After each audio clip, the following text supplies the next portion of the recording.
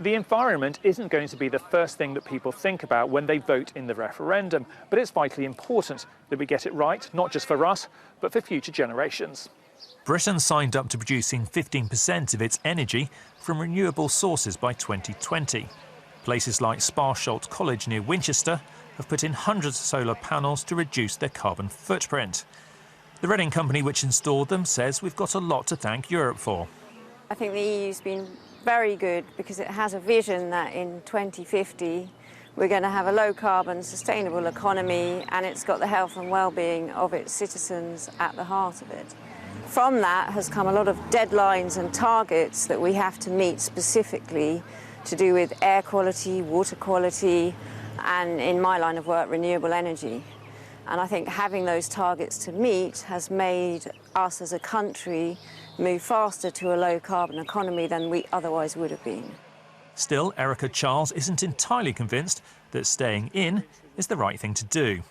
Overall, I'm pro the EU's vision. I don't think we necessarily have to be in the EU to realise that vision.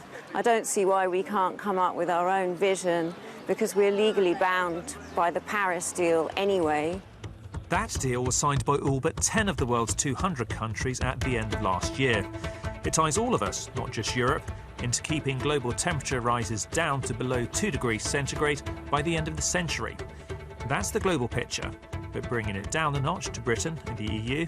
Our carbon targets are way in advance of those of the EU. We've put lots and lots of government money into renewable energy. Yes, there's been some European money too, but don't forget, that's our money that we send there, and then we have to ask for them to send it back, which we could spend on those issues. But these are decisions that we should be taking for ourselves.